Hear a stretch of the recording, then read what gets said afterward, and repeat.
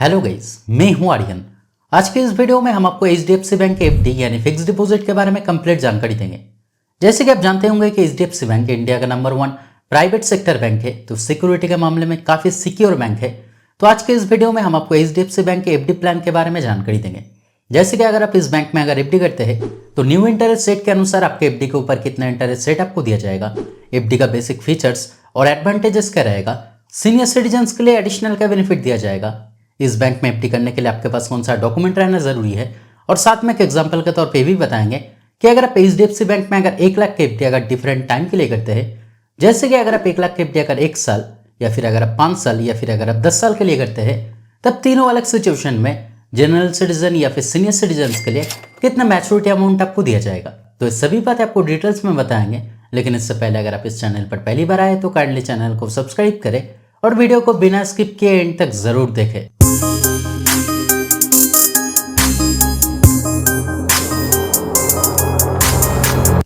तो अगर आप एचडीएफसी बैंक में अगर एफडी यानी फिक्स डिपॉजिट करना चाहते हैं तो पहले आपको इस बैंक के एफडी के बेसिक फीचर्स और एडवांटेजेस के बारे में आपको जानकारी रखना जरूरी है, ताकि इन फ्यूचर आपके लिए कोई भी दिक्कत ना आए। तो चलिए पहले जान लेते हैं एचडीएफसी बैंक के एफडी के बेसिक फीचर्स और एडवांटेजेस के बारे में। तो जैसे कि आप यहाँ पे स्क्रीन पे देख सकते हैं कि अगर एफडी टेन्योरिटी की बात की जाए यानी कितना दिन के लिए आप एफडी कर सकते हैं, तो मिनिमम 7 दिन से मैक्सिमम 10 साल के बीच में किसी भी टाइम के लिए आप एफडी कर सकते हैं। और यहाँ पे एज लिमिट नहीं दिया गया है, यानी अगर आप जनरल सिटीजन हैं यानी अगर आपका उम्र अगर 18 साल से ज़्यादा है तब भी आप एफडी कर सकते हैं। अगर आप सीनियर सिटीजन हैं यानी अगर आपको उम्र अगर 60 साल से अधिक है तब भी आप एफडी कर सकते हैं। या फिर अगर आप माइनर है यानी अगर आपको उम्र अगर 18 साल से कम है तब भी अगर आप चाहे तो अपने पेरेंट्स के बिहाफ में एफडी कर सकते हैं।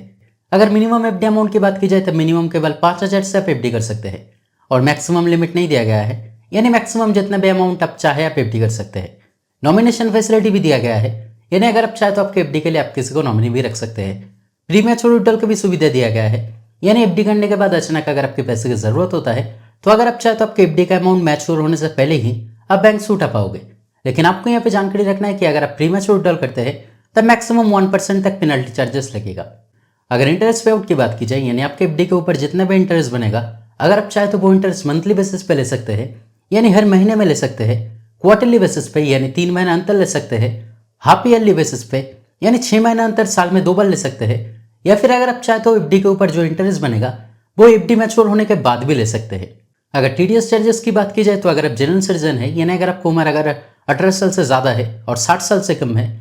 और किसी साल में आपका एफडी के ऊपर टोटल इंटरेस्ट अमाउंट अगर 50,000 से ज़्यादा होता है तब 10% टीडीएस काट जाएगा। और अगर आप सीनियर सिटीजन है यानी अगर आपको उम्र अगर 60 साल या फिर अगर 60 साल से अधिक है और किसी साल का आपके एफडी के ऊपर टोटल इंटरेस्ट अमाउंट यानी 1 साल के अंदर आपके एफडी के ऊपर जितना इंटरेस्ट बनेगा वो अमाउंट अगर 1 लाख से ज़्यादा होता है तब 10% टीडीएस काटा जाएगा। लेकिन मैं आपको यही सजेस्ट करना चाहूँगा कि अगर आप जनरल सिटीजन है तब 15G फॉर्म और अगर आप सीनियर सिटीजन है तब 15H फॉर्म जरूर सबमिट करें, क्योंकि अगर आप फॉर्म सबमिट करते हैं तब टीडीएस नहीं काटा जाएगा। तो ये सब थे एचडीएफसी बैंक के एफडी के बेसिक फीचर्स और एडवांटेजेस जो आपके लिए जानना जरूरी था। तो चलिए अब जान लेते हैं कि अगर आप एचडीएफसी बैंक में अगर एफडी करना चाहते हैं तो आपके पास कौन सा डॉक्यूमेंट रहना जरूरी है। तो पहले आपको जानकारी के लिए बता दूं, एचडीएफसी बैंक में एफडी यानी फिक्स डिपॉजिट करने के लिए पहले आपको इस बैंक में अकाउंट ओपन करना होगा। उसके बाद ही अगर आप चाहे तो इस बैंक में एफडी कर सकते हैं। और आइडेंटिटी और एड्रेस प्रूफ के तौर पे आपके पास voter ID, passport, driving licence, Aadhaar, इनमें से कोई एक डॉक्यूमेंट रहना जरूरी है। और अगर आप 50,000 से ज़्यादा अमाउंट का अगर एफडी करना चाहते हैं तो आपके पास पैन कार्ड रहना मैंडेटरी है। तो चलिए आप जान लेते हैं कि अगर आप एचडीएफसी बैंक में अगर एफडी करते हैं तो न्यू इंटरेस्ट रेट के अनुसार आपके एफडी के ऊपर कितना इंटरेस्ट रेट आपको दिया जाएगा। लेकिन इंटरेस्ट रेट बताने से पहले एक बात मैं आपको पहले ही बता दूं कि अगर आप सीनियर सिटीजन है यानी अगर आपको उम्र अगर 60 साल या फिर अगर 60 साल से अधिक है तब इस बैंक में किसी भी टाइम के लिए एफडी करने पर आपका जो इंटरेस्ट रेट रहेगा वो नॉर्मल इंटरेस्ट रेट से 0.50% आपको एडिशनल इंटरेस्ट दिया जाएगा। तो सीनियर सिटीजन के लिए बहुत ही अच्छा बेनिफिट यहाँ पे दिया गया है। जैसे कि आप देख सकते हैं कि अगर स्टार्टिंग इंटरेस्ट रेट की बात की जाए यानी अगर आप 7 दिन से 29 दिन के बीच में अगर एफडी करते हैं तब जनरल सिटीजन के लिए इंटरेस्ट रेट रहेगा 2.75% और सीनियर सिटीजन के लिए इंटरेस्ट रेट रहेगा 3.25%। ठीक इसी तरह से इंटरेस्ट रेट बढ़ता रहेगा। और अगर आप 1 साल के लिए अगर एफडी करते हैं यानी अगर आप 1 साल से 15 महीने के कम के टाइम के बीच में अगर एफडी करते हैं तब जनरल सिटीजन के लिए इंटरेस्ट रेट रहेगा 6.25% और सीनियर सिटीजन के लिए इंटरेस्ट रेट रहेगा 6.75%। अगर आप 15 महीने से ज़्यादा टाइम से 18 महीने के कम के टाइम के बीच में अगर एफडी करते हैं तब जनरल सिटीजन के लिए इंटरेस्ट रेट रहेगा 6.35% और सीनियर सिटीजन के लिए इंटरेस्ट रेट रहेगा 6.85%। ठीक इसी तरह से आपको इंटरेस्ट दिया जाएगा। और अगर आप 5 साल से ज़्यादा टाइम के लिए अगर एफडी करना चाहते हैं यानी अगर आप 5 साल 1 दिन से 10 साल के बीच में अगर एफडी करना चाहते हैं तब जनरल सिटीजन के लिए इंटरेस्ट रेट रहेगा 6.15% और सीनियर सिटीजन के लिए इंटरेस्ट रेट रहेगा 6.65%। अगर आप चाहे तो इसे पॉज करके भी देख सकते हैं। तो चलिए आप एक एग्जाम्पल के तौर पे जान लेते हैं कि अगर आप HDFC बैंक में अगर 1 लाख के एफडी डिफरेंट टाइम के लिए करते हैं, जैसे कि अगर आप 1 लाख के एफडी अगर 1 साल, 5 साल या फिर मैक्सिमम टाइम यानी 10 साल के लिए करते हैं, तब तीनों वाले सिचुएशन में जनरल सिटीजन या फिर सीनियर सिटीजन के लिए कितना मैच्योरिटी अमाउंट आपको दिया जाएगा। तो अगर आप जनरल सिटीजन के लिए अगर 1 लाख के एफडी अगर 1 साल के लिए करते हैं तब आपके लिए इंटरेस्ट रेट रहेगा 6.25% और 1 साल बाद आपका मैच्योरिटी अमाउंट बनेगा 1,06,400 रुपया का।